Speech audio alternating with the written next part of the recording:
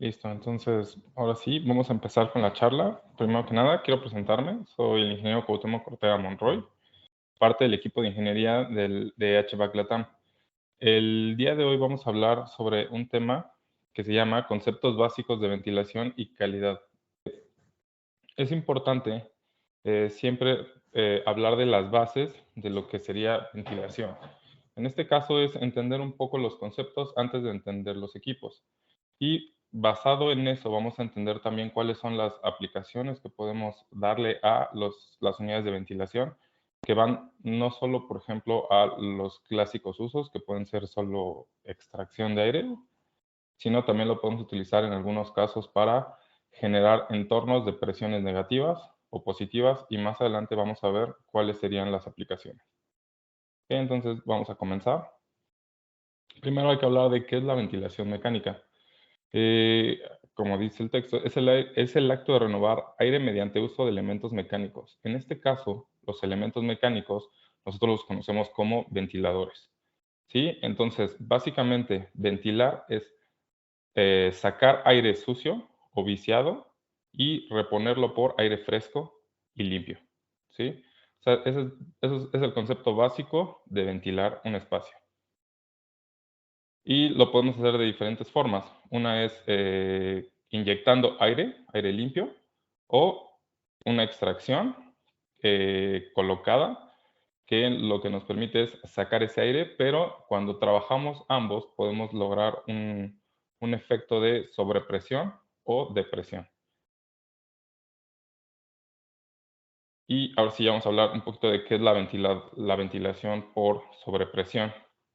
Y esto consiste en tomar un elemento mecánico, en este caso los ventiladores, y hacer fluir a través de ductos, en algunos casos, aire fresco para sustituir aire sucio que esté dentro de un ambiente. Vamos a poner un ejemplo de en dónde más se ocupan este tipo de ventilación por sobrepresión. Muchos ejemplos los podemos encontrar en la industria, sobre todo en bodegas, por ejemplo. Bodegas son espacios muy, muy grandes que requieren altos caudales de aire para renovar esos grandes volúmenes que consisten en lo que son por ejemplo, esas bodegas como de series. Entonces, ¿cómo logramos esto? Teniendo, a lo mejor los han visto, que son ventiladores en muro, casi siempre están colocados en muro, que lo que hacen es inyectan aire del exterior hacia el interior, pero por efecto de estar, digamos, inflando este cuarto, se genera una presión positiva interna. Entonces, ¿cómo se libera esa presión positiva interna? Expulsando el aire que, digamos, ya está sucio o viciado. Cuando tenemos bodegas donde se generan producción de gases, por ejemplo, como residuos de alguna combustión, o cuando tenemos áreas donde se manejan a veces algunos solventes, o donde se pinta, donde se generan usualmente altas concentraciones de gases. Ahí es donde nosotros podemos usar ese tipo de equipos, y la forma de liberar esta presión puede ser utilizando una compuerta barométrica o compuerta de gravedad. Estas compuertas de gravedad usualmente también están colocadas en las paredes de las bodegas y se activan por presión. Entonces, cuando el ventilador infla además el cuarto, no queremos que lo infle mucho, que genere una presión muy, muy excesiva. Entonces, conforme se va llenando el cuarto de aire, o sea, de aire limpio, estas compuertas se activan y, digamos, se activan por efecto de la sobrepresión, y lo que permiten es desfogar el aire. Entonces, también es importante la colocación de este tipo de elementos. No queremos colocar el elemento mecánico que esté inyectando aire muy cerca de la compuerta de desfogue. ¿Por qué? Porque lo que buscamos es básicamente un barrido del aire. O sea, no queremos que inmediatamente que yo inyecte aire fresco, este sea expulsado. Entonces, en algunos casos vamos a tener el concepto de encontrar los ventiladores en un costado, y los elementos de ventilación, que en este caso estoy poniendo yo como un ejemplo, una compuerta barométrica o de gravedad, están del otro lado, o sea, están encontradas, cara a cara. Esto es precisamente para aprovechar al máximo este efecto de barrido de aire. Y no solamente pueden funcionar con este tipo de elementos como las compuertas barométricas, también podemos encontrar algunos louvers, que son básicamente unas rejillas que están diseñadas para colocarse en muro, y lo que impiden también es, o sea, permiten el libre paso del aire, pero también impiden la entrada de ciertos elementos físicos, como podría ser en algunas zonas, si se da mucho, por ejemplo, que alguna nevada, pues, que permita el ingreso de copos de nieve, o si está lloviendo, que también permitan el ingreso de agua al recinto. Y por el contrario, también encontramos lo que es la ventilación por depresión. Y como su nombre lo indica, es lo contrario a la anterior. Entonces, en este caso, si nosotros colocáramos un ventilador de muro axial, como el que comentaba en el ejemplo anterior, lo que vamos ahora a generar es una extracción de aire. ¿Sí? Entonces, ¿en qué casos también podemos utilizar esto? Aquí, a lo mejor, el mejor uso que le podemos dar a este tipo de unidades es cuando aquí ya estemos generando muchos residuos de algún proceso. Por ejemplo, cuando se esté trabajando con elementos de madera y que se genere mucho acerrín, que usualmente se queda, las partículas más pequeñas se quedan suspendidas en el aire durante bastante tiempo. Entonces, aquí lo que podemos utilizar es no nada más un elemento que extraiga, sino que también nos permita un filtrado previo a la descarga. Entonces, en este caso, lo que no queremos, en este ejemplo que estoy dando, que es cuando tenemos partículas finas de polvo fino suspendidas en aire, lo que no queremos es inyectar aire, o sea, no queremos inyectarlo para que ese aire permanezca mucho tiempo en suspensión. Ahí lo que estamos buscando son elementos que nos ayuden a extraer aire y mandarlo hacia, en este caso, hacia algún elemento que nos permita filtrar y ya después expulsar. Pero, como en el ejemplo anterior, también se genera un diferencial de presión respecto al exterior. También nosotros utilizamos, en este caso, podría también ser una compuerta barométrica, o lo que comúnmente se utiliza son ventanas y louvers. Y eso es precisamente para compensar ese diferencial de presión. Entonces, generamos una presión negativa por medio de un elemento mecánico, pero se balancea teniendo un elemento físico que nos permita el libre acceso de aire limpio, ¿sí? Y hablando ya de un poquito de los elementos mecánicos, que serían los tipos de ventiladores, vamos a encontrar varias clasificaciones, y la principal sería, por ejemplo, clasificarlos por su trayectoria de aire a la entrada del ventilador y también por su descarga. Tenemos los ventiladores centrífugos. Estos son, creo que de los que más se utilizan en la industria para lo que sería extracción de aire, sobre todo extracción de aire ya en puntos localizados. La ventaja de usar este tipo de ventiladores es que pueden ser enductados. A diferencia de los axiales que había comentado, que normalmente están colocados en muro, este tipo de equipos permiten tener puntos específicos dentro de un cuarto de extracción de aire. Supongamos que tenemos dentro de una bodega o un área de producción, solo una sección de esa área tiene a lo mejor trabajo con algún metal que está desprendiendo constantemente viruta, pero viruta muy fina, o polvo de algún metal. Entonces, ¿cómo eliminamos o cómo sacamos todo ese aire? Con una extracción localizada.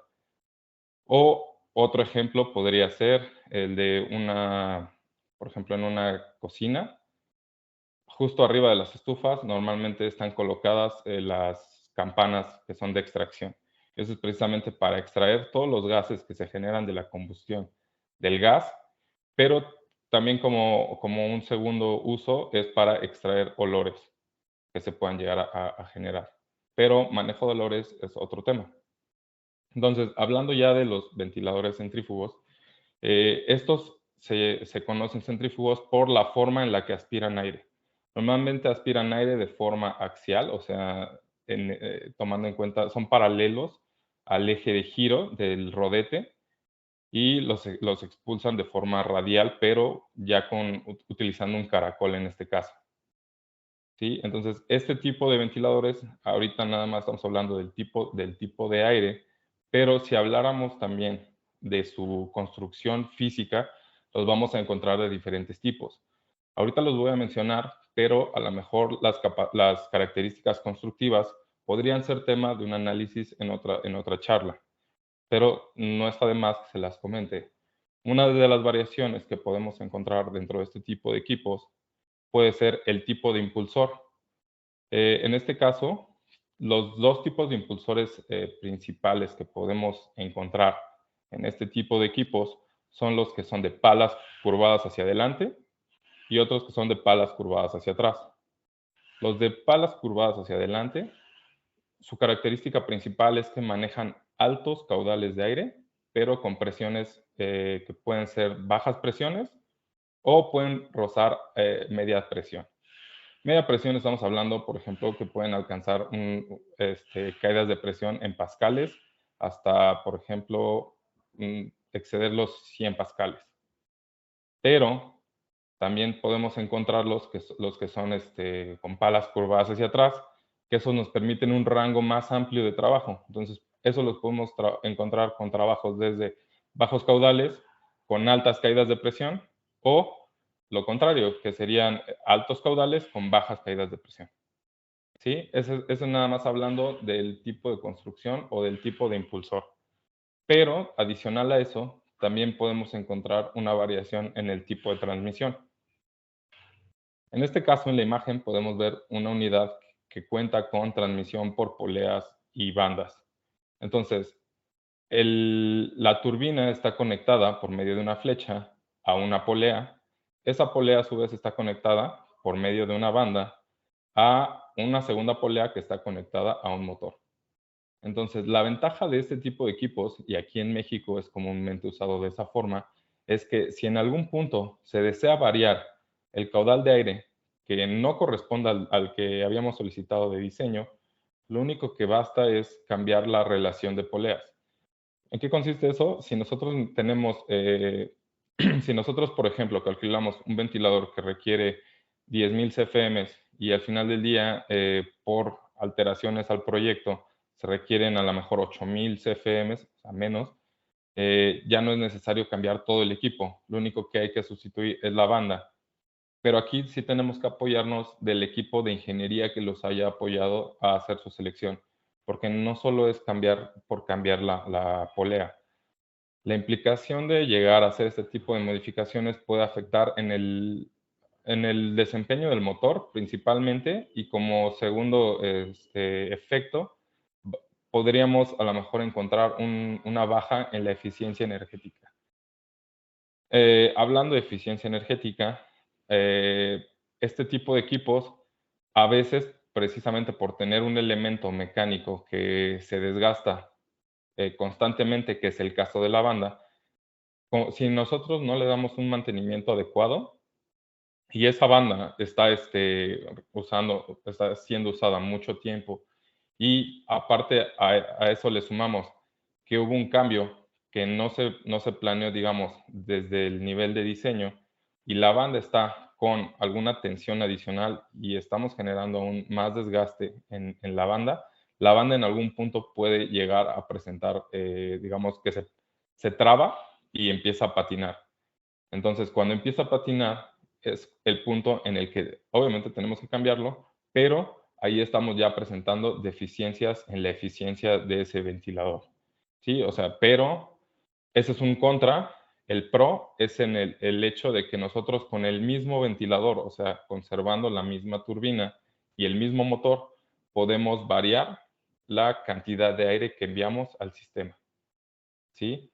Entonces, y el segundo tipo de transmisión sería transmisión directa.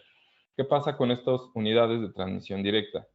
Eh, el impulsor o la turbina está acoplado directamente por la flecha al motor. Entonces, esto significa que al quitar el elemento mecánico, que es la banda, nosotros obtenemos un equipo, un sistema de ventilación que es altamente eficiente, ¿sí? Tenemos menos pérdida de energía y también nos representa una vida útil, o mejor dicho, un tiempo entre mantenimientos ligeramente más amplio. ¿Por qué? Porque ahí ya no presentamos la banda, entonces la banda ya no presenta desgaste. Obviamente debemos de tener también conocimiento de ciertos, un plan de mantenimiento que sea bastante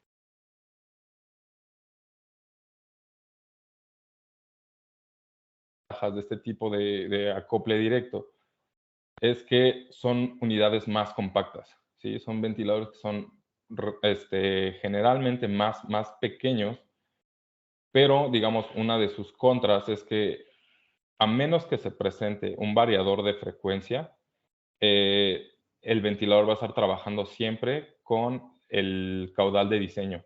Entonces, si regresáramos al ejemplo donde yo solicito un ventilador que entrega normalmente 10,000 CFMs, con la caída de presión que ustedes prefieran.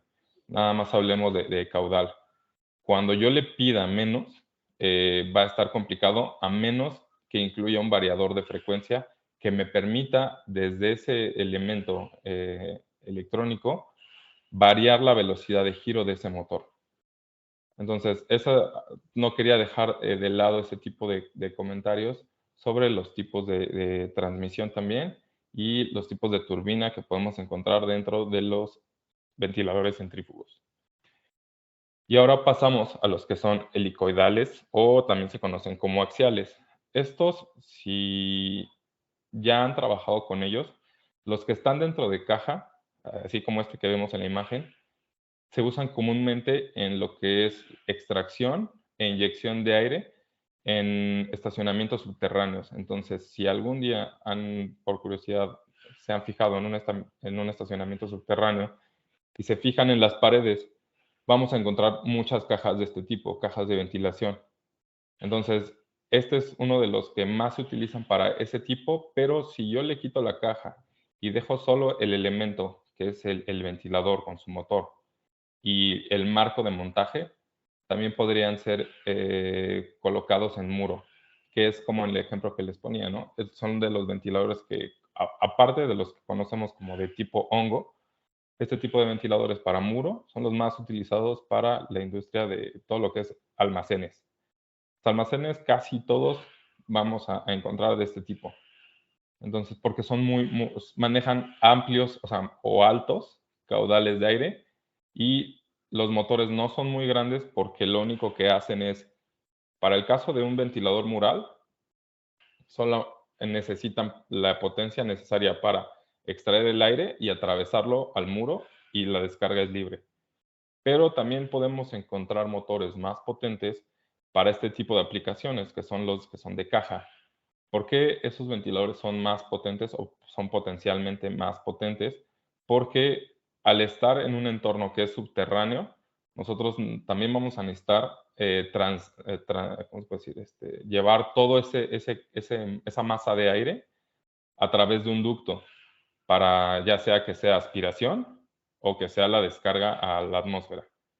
En algunos casos también vamos a encontrar cuando son algunos estacionamientos muy grandes, lo que se conoce como pozos de ventilación, que son elementos 100% arquitectónicos, o sea, fabricados, o sea, están edificados y vamos a encontrar ese tipo de equipos montados en esos huecos. Entonces, esos van a extraer todos al mismo tiempo grandes volúmenes de aire y descargarlos a través de piso. O sea, me refiero a piso ya a nivel terminado porque estamos hablando de un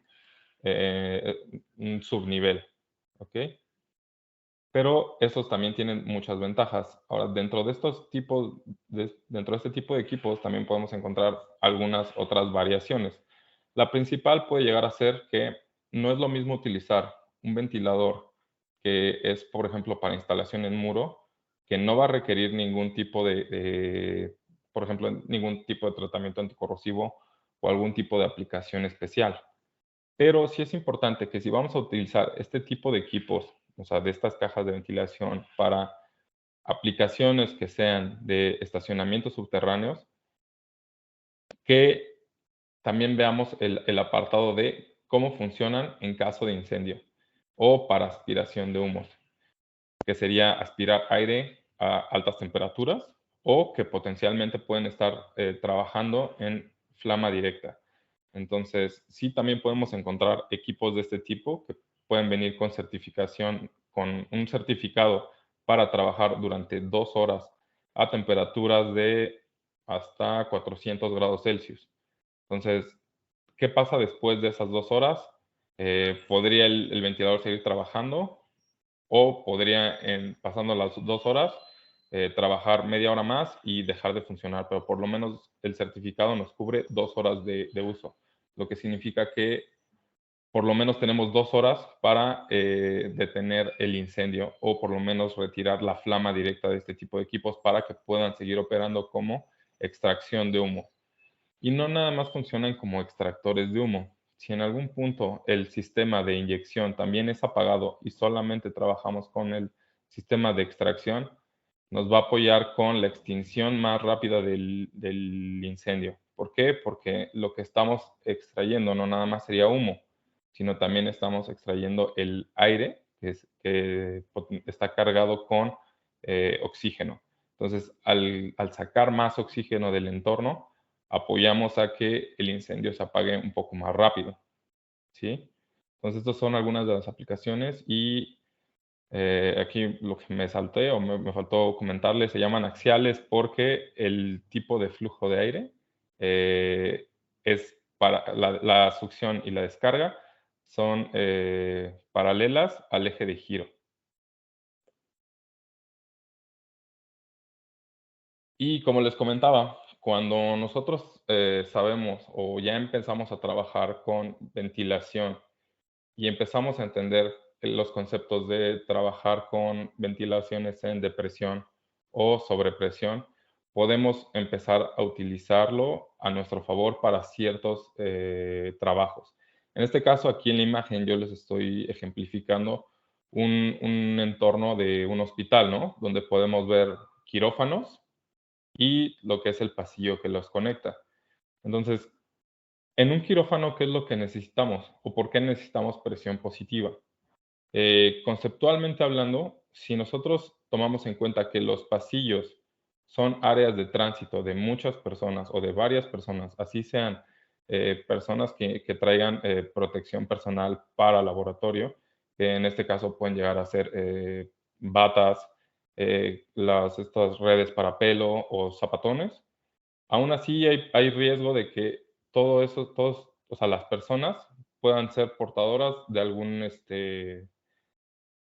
elemento que pueda llegar a ser, puede estar en suspensión en el aire. Y aquí el tema es, nosotros queremos proteger el espacio del quirófano. ¿Cómo lo logramos? Teniendo una presión positiva, o sea, mandando más aire de suministro a esa zona, sabiendo que en el momento en el que una puerta del quirófano se abra, vamos a tener ese desfogue de aire hacia afuera. Lo que no queremos es que cualquier partícula potencialmente nociva que esté presente flotando en el aire, en la zona de pasillo o puede ser una esclusa, que al momento de que se abra la puerta, esa partícula o esas partículas entren. Entonces, ¿cómo lo logramos? Generando un diferencial de presión entre esos dos cuartos, ¿sí? Y ese tipo de trabajo es muy utilizado en hospitales y en la industria farmacéutica. Entonces, aquí, si nosotros nos pusiéramos un poquito más estrictos, para conectar un quirófano con un pasillo, usualmente se tendría que incluir también lo que se conoce como una esclusa, que es un cuarto vacío que nada más sirve como área de tránsito. ¿Cómo funciona? Si yo abro la puerta del quirófano, no puedo abrir la puerta del pasillo hasta que cierre la de quirófano.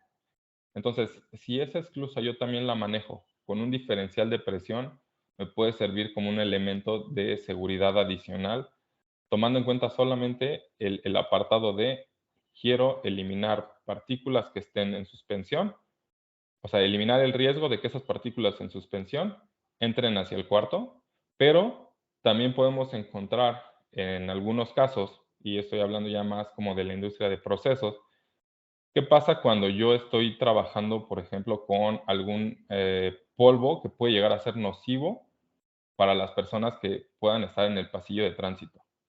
A pesar de que la gente que esté trabajando dentro de estos cuartos con presión, con diferencial de presión, tengan todo el equipo de protección, ¿qué pasa si yo tuviera, por ejemplo, un laboratorio que esté trabajando con muestras de COVID?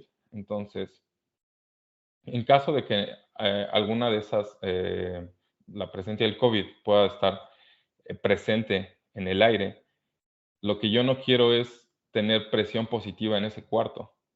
Ahí busco lo contrario, yo lo que quiero es una presión negativa. En caso de que alguien abra esa puerta, o sea, la puerta que conecta con el siguiente cuarto, quiero que la presión de este cuarto donde estoy trabajando con algún virus sea inferior a la que está en el cuarto contiguo, porque en el momento de que alguien abra la puerta, todo el aire que esté en el pasillo va a entrar hacia el cuarto y eso nos va a servir como una defensa adicional para limitar la exposición a ciertos elementos que pueden ser nocivos y que estén presentes en el aire. Y este mismo caso lo vamos a encontrar en una de las aplicaciones más comunes y es en extracción de baños. Cuando nosotros diseñamos alguna red de ductos para oficina y tenemos la presencia de baños, los baños siempre tienen su extractor que está dedicado exclusivamente a eso. Entonces, esa extracción en baños básicamente genera un diferencial de presión con el cuarto que está, digamos, si es un pasillo y queda directo a los baños. Entonces, cuando el extractor de baño esté trabajando, o sea, que normalmente los tienen conectados, por ejemplo, con la energía eléctrica de las luminarias. Entonces, cuando detecte que se enciende una luminaria, empieza a trabajar el extractor. Entonces, lo que hace es, empieza a generar un diferencial de presión y en el momento de que alguien abra la puerta que conecta con esos baños, todo ese aire del pasillo va a entrar hacia el baño y va a generar una barrera física de aire que va, que le va a impedir el salir al aire con malos olores. Entonces, ahí es donde podemos ver la diferencia de el uso o la aplicación del diferencial de presión para diferentes industrias. No nada más, por ejemplo, lo vamos a encontrar en elementos tan sencillos como un baño. Lo podemos aplicar también para temas de laboratorios, a lo mejor fabricación de ciertos componentes eléctricos, que es un área que es muy, muy controlada, fabricación de fármacos, etcétera.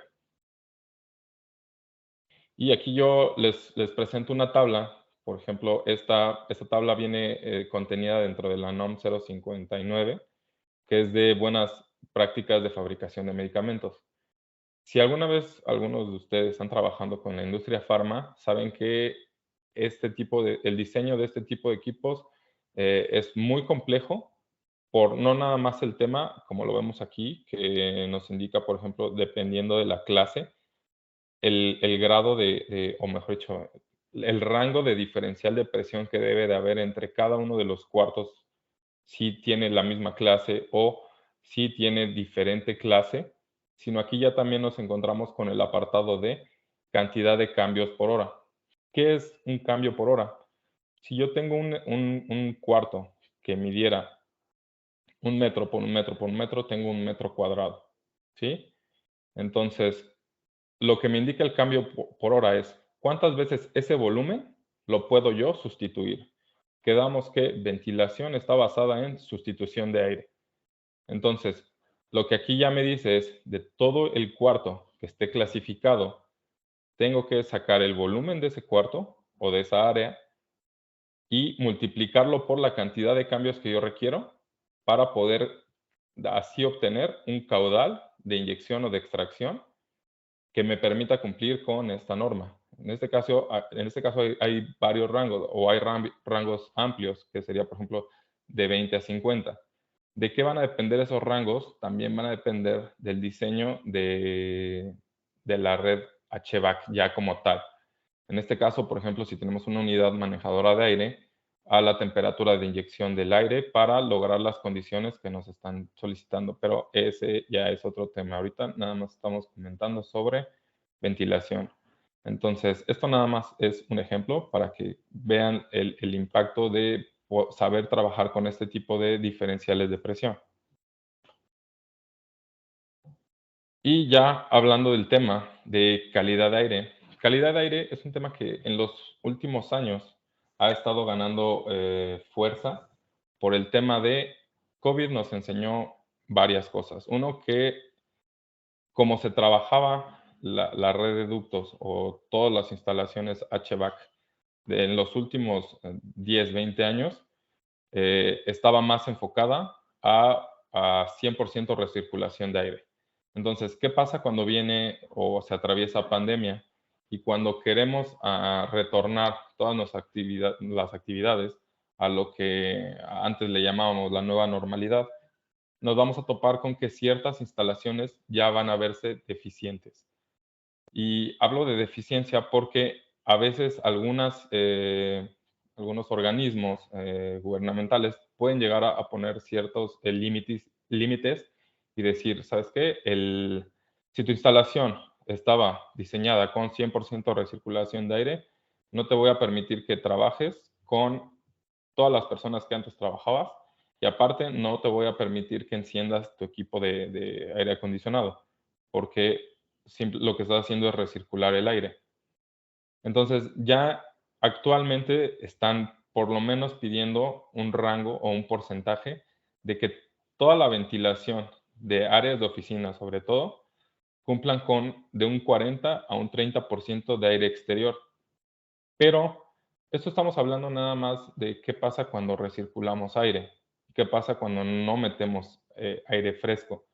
Pero si lo analizamos, eh, este tipo de mezcla de aire, o sea, de mezclar aire exterior con aire interior, se tuvo que haber hecho hace muchos años, no nada más esperar una pandemia, porque calidad del aire no solo indica que no contenga ciertos elementos virales, sino también nos indica que conforme más ocupación tenemos, las personas al respirar exhalamos dióxido de carbono. Entonces, cuando un entorno se ve con altos índices de dióxido de carbono y no está ventilado, las personas que están dentro empezamos a sentir mareos, algunos casos, cansancio, empezamos a bostezar mucho, y dejando también de eso de lado, está el tema de que el calor se puede estancar, ¿sí? Entonces, calidad del aire va más allá de, actualmente lo estamos viendo más del lado de seguridad por coronavirus, pero también abarca los índices que podemos manejar de dióxido de carbono. Entonces, aquí podemos hacer referencia a la NOM 001, que aplica para ventilación de confort. Y esta NOM por ejemplo, nos dice, se recomienda la renovación del aire que no sea inferior a 5 veces por hora. Es más o menos lo que comentábamos hace unos momentos.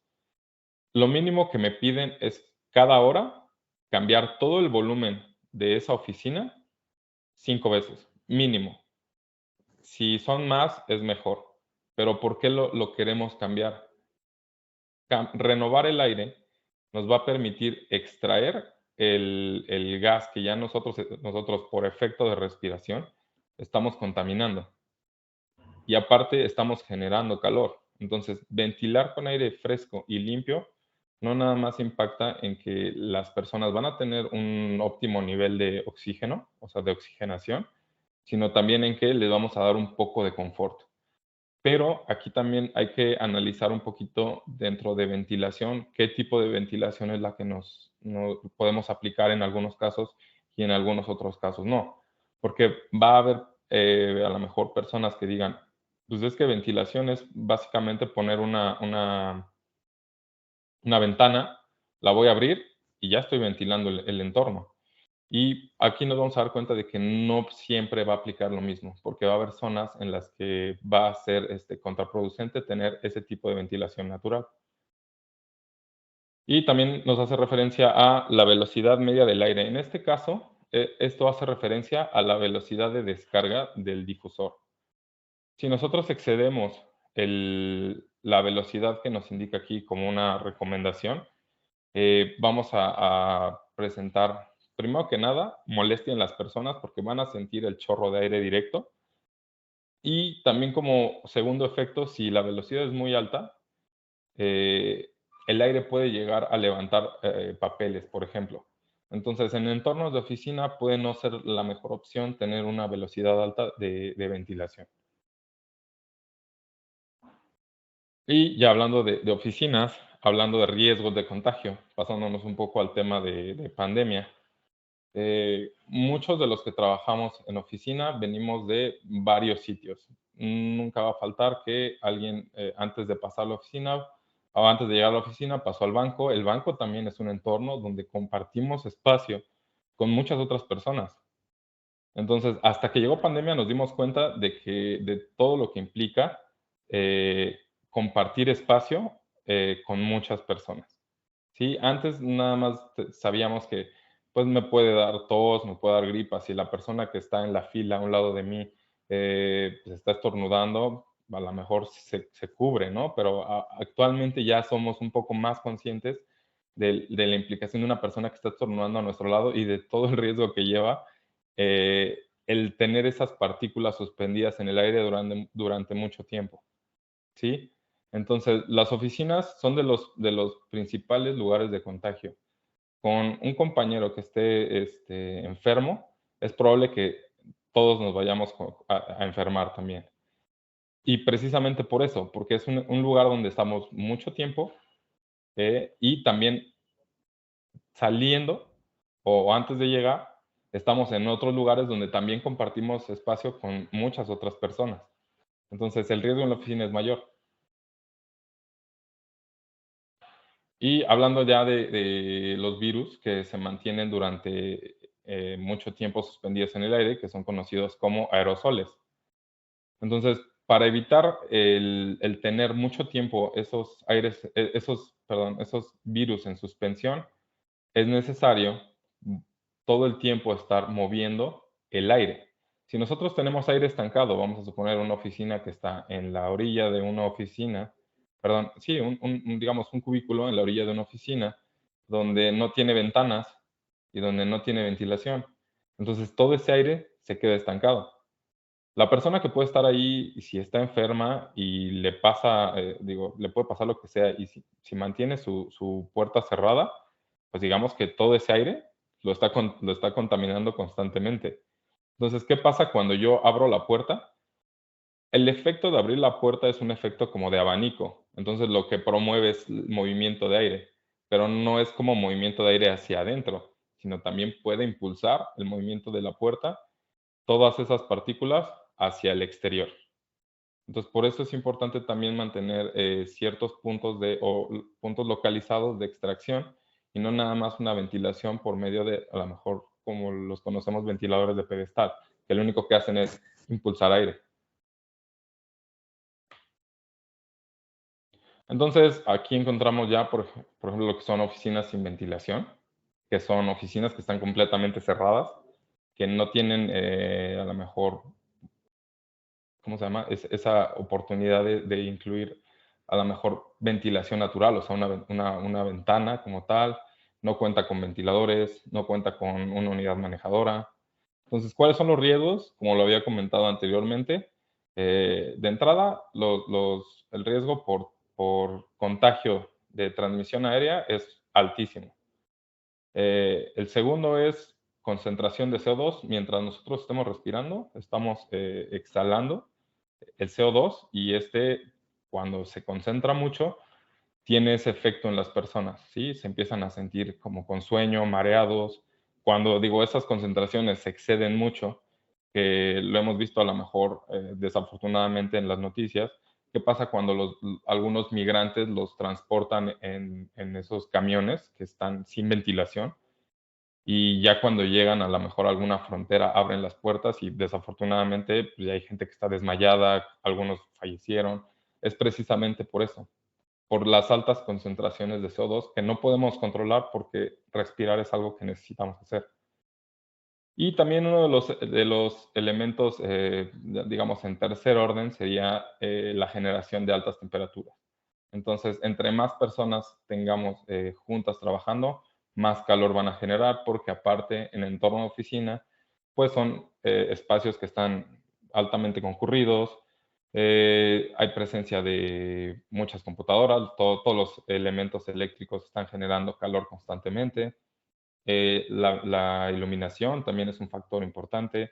En algunos casos podemos encontrar otros elementos que puedan llegar a generar calor, como podría ser a lo mejor una cafetera, por ahí tienen un espacio de plotters que también generan calor. Entonces, si la oficina o cualquier entorno, aquí lo podemos aplicar a cualquier entorno, no tiene nada de ventilación y el aire está totalmente estancado, entonces vamos a encontrar la combinación perfecta para que estemos fuera de confort, ¿sí? O sea, no vamos a tener calidad de aire y también vamos a tener un aire súper caliente, ¿sí? Y aquí ya pasamos, ¿qué pasa cuando a ese mismo ejemplo nada más le ponemos un par ¿cómo se llama? De ventanas, por ejemplo? En ese caso ya estaríamos incluyendo ventilación natural, pero la ventilación natural tiene varias desventajas. Una puede ser si las oficinas o el entorno está cerca de una zona donde, por ejemplo, es una avenida, todo el tiempo vamos a tener producción de contaminantes y malos olores. Y el segundo es también, por ejemplo, control de temperatura. ¿Qué pasa cuando es invierno? Sobre todo aquí en Ciudad de México, que pues sí llegamos a rozar temperaturas como de 4 grados, 5 grados, y a alguien se le ocurre abrir la ventana para ventilar, o sea, simplemente pensando en quiero ventilar. Muchas personas van a empezar a experimentar ese frío, o si ya están enfermas, porque en invierno todos nos enfermamos, la primera acción que van a hacer es cierra la ventana. Entonces vamos a regresar al mismo punto de una oficina sin ventilación. Y pues como último orden podría ser, como comentaba, si la oficina con o el espacio a ventilar con solamente ventanas está cerca de una avenida, pues el ruido va a ser muchísimo.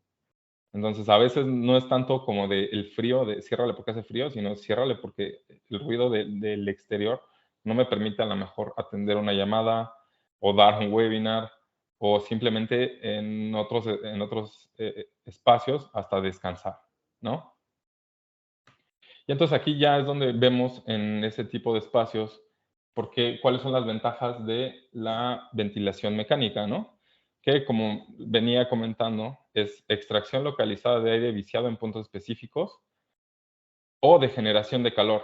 Eh, Aquí podemos utilizar este ejemplo para muchas aplicaciones. Uno, si yo tengo un espacio donde, vamos a hablar de un hospital, si yo tengo una zona donde tengo aisladas personas que presentan enfermedades de vías respiratorias, lo que no quiero es que, digamos, todas las partículas en suspensión que produzcan esas personas estén flotando en el aire. Entonces, ahí sí puedo dedicar un sistema completo a extraer aire de solo esos cuartos. O vamos a hablar de otro ejemplo. Vamos a suponer que ahora tenemos un cuarto donde tenemos tableros eléctricos que todo el tiempo están generando calor. Si no tenemos como un elemento que nos ayude a bajar la temperatura, por lo menos debemos de garantizar que ese aire caliente no se está estancando. Entonces ahí podríamos hacer uso de un ventilador de extracción de aire caliente. Mientras tengamos un elemento que nos ayude a equilibrar la presión, o sea, no solo extraer, sino que también, como comentamos, si le ponemos una puerta con rejillas bajas, está perfecto. Ya con eso balanceamos el diferencial de presión y siempre vamos a tener un entorno que va a estar ventilado de forma forzada, pero a través de una rejilla. Y lo que vamos a estar expulsando es aire caliente. Ahora, ahorita que mencioné el tema de las puertas, es algo que también no había comentado cuando estaba hablando de diferencial de presión. Es muy importante cuidar el tema de la diferencia de presión que se pueda generar entre diferentes cuartos, porque, por ejemplo, Si una puerta de un cuarto que está en sobrepresión abre hacia afuera, la persona que abra esa puerta, si el diferencial de presión es muy alto, la puerta la va a empujar con mucha fuerza. Entonces, eso puede ser potencialmente un peligro. O puede ocurrir lo contrario. ¿Qué pasa si el cuarto está en sobrepresión y yo lo que intento hacer es, la puerta, digamos, abre hacia adentro?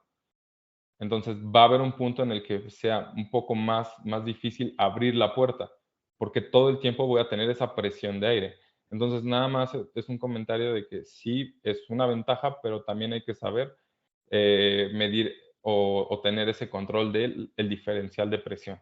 No queremos que un cuarto se infle mucho, porque también depende del método constructivo, puede llegar a ser peligroso. ¿A qué me refiero con esto? Si, por ejemplo, el cuarto a inflar está hecho 100% de tabla roca, va a haber un punto en el que la tabla roca se va a cuartear, o sea, va a colapsar.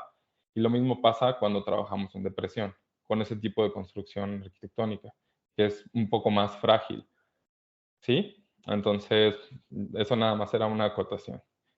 Y también ventilación mecánica, si se utiliza como suministro de aire, es posible incluir diferentes etapas de filtración.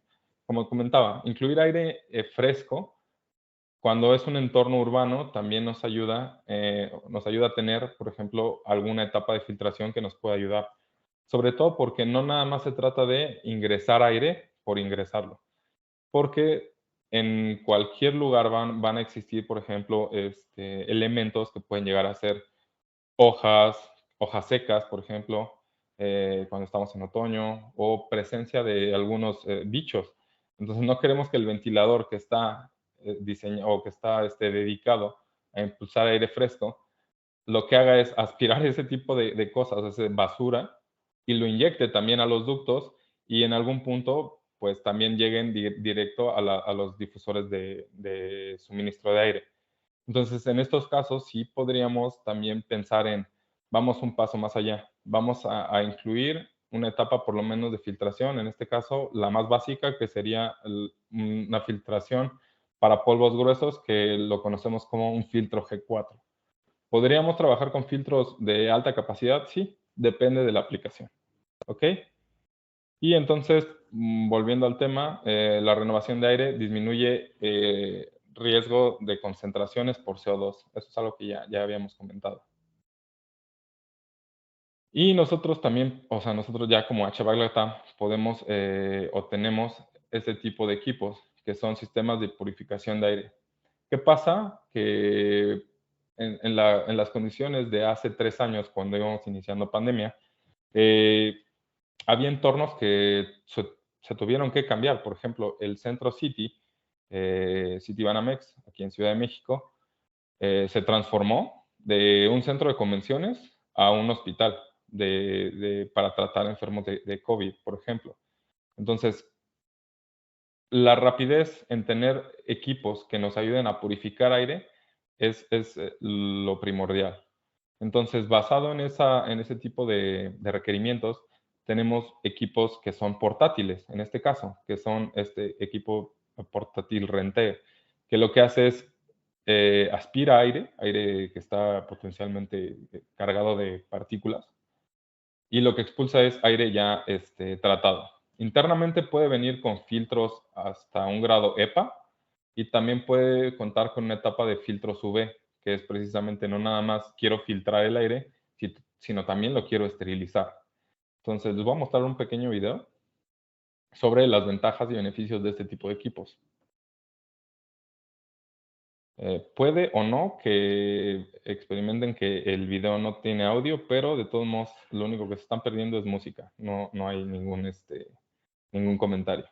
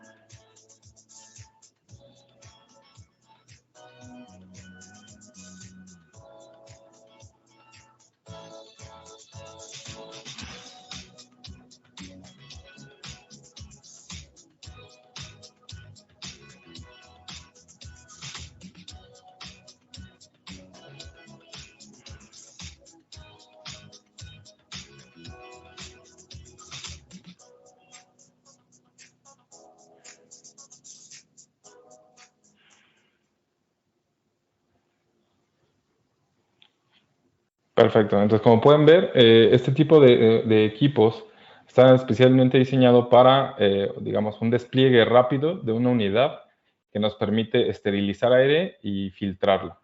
¿Ok? Como comentaba, todo lo que es pandemia nos enseñó un buen de cosas y dentro de eso es qué tan rápido podemos adaptar un entorno con aire limpio, ¿sí? Y aquí es un ejemplo adicional, pero ya, digamos, enfocado a cómo se trabaja una sala negativa, por ejemplo, o en depresión, como comentábamos, para el uso de un hospital, ¿no? Entonces, en la imagen, que está muy curiosa, podemos ver un individuo que puede ser potencialmente contagioso, un enfermo de sus vías respiratorias, y lo que queremos es evitar que, por ejemplo, cuando estornude o tosa, las partículas que están suspendidas en aire vuelen hacia afuera, ¿sí? Y sea un riesgo de contagio mayor, ¿sí? O sea, todo lo que habíamos comentado antes está aplicado a, por ejemplo, ya en este ejemplo, a lo que es cómo se comportaría, por ejemplo, una sala de observación de pacientes que están o que presentan enfermedades respiratorias. Y también vamos a encontrar ya dentro de un hospital cómo trabajar la forma contraria, que es por sobrepresión. ¿Qué pasa cuando un paciente, aquí dice inmunodeprimido, pero qué pasa cuando la persona que está enferma presenta deficiencias por ejemplo, en sus defensas? O sea, cuando sus defensas no están muy trabajando como deberían, son susceptibles a cualquier tipo de enfermedades que puedan ingresar de forma aérea.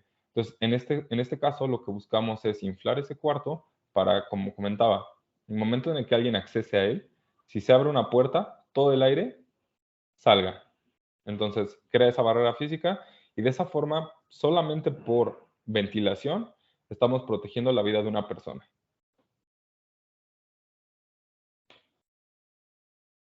Y también un tema importante, como me había adelantado al principio, ¿qué pasa cuando nosotros tenemos elementos que están en subsuelo y estamos hablando, por ejemplo, de los estacionamientos, ¿no? Eh, el, el- el auto es monóxido de carbono, entonces ese también es nocivo para las personas. Y si dejamos o tomamos en cuenta que pues, son entornos que están especialmente diseñados para tener autos trabajando o bueno, en circulación constantemente, entonces los niveles de monóxido de carbono son altos. Entonces, aquí lo que estamos buscando también es sacar todo ese aire que es tóxico para las personas y renovarlo constantemente. Entonces, al ser una zona que presenta este tipo de gas que es nocivo, son zonas clasificadas de alto riesgo. No nada más por eso, sino como comentaba, como son elementos que si no están diseñados bien, pueden permitir el estancamiento de aire. También cuando ocurra un incendio, porque no estamos exentos de que pueda ocurrir un incendio, la forma de expulsar todo ese humo va a ser más difícil. ¿Ok? Entonces, aquí como ejemplo, estamos viendo un planito donde se muestra en planta un estacionamiento. Entonces, en el apartado verde tenemos la zona de inyección de aire fresco, ¿sí? Y en el apartado amarillo o naranjita es la zona de extracción. Entonces, como les comentaba, si llegan a observar en su próxima visita a algún centro comercial o algún lugar donde sobre todo también en lo que son los hoteles, que llegan a tener estacionamientos subterráneos, van a notar que en toda la periferia van a haber ventiladores de este tipo. Casi siempre se van a utilizar de este tipo. Entonces, unos son dedicados a inyección de aire fresco y el otro a extracción de aire sucio. Pero, ¿qué pasa también cuando tenemos zonas ¿cómo se llama? De estacionamiento que son muy grandes? Entonces, o tendríamos la necesidad de incluir ventiladores con motores muy grandes que nos permitan vencer o mover esa cantidad de aire a través, no nada más de la red de ductos, sino que sea capaz de aspirar todo ese aire Entonces, también nosotros podemos utilizar un segundo, en este caso, un tercer ventilador, que los conocemos como jet fan, que son de este tipo. Este tipo de ventiladores lo que hacen es solamente ayudan a impulsar aire. Estos no son para, digamos, diseñados exclusivamente para ventilación o extracción, sino simplemente para mover grandes cantidades de aire. Y probablemente este tipo de ventiladores los han visto instalados también en lo que son túneles, porque pues también los túneles, como todo el tiempo están, reciben autos, entonces las concentraciones de contaminantes siempre son altas. Y bueno, creo que entonces ya dejaremos hasta aquí esta sesión. Si tienen más dudas respecto a este tema, por ahí va a haber creo que un correo de contacto. Entonces, todas las dudas que tengan, por favor, hacérmelas llegar por correo también. Y personalmente podríamos atacar cada uno de los proyectos que tengan, en donde quieran o requieran ventilación, ya sea para trabajarlo como sobrepresión, para trabajarlo por diferencial de presión o cualquier aplicación donde se requiera un ventilador o purificación de aire. Sí, entonces, pues por mi parte sería todo. Les agradezco su tiempo y su participación también. Que tengan buen día.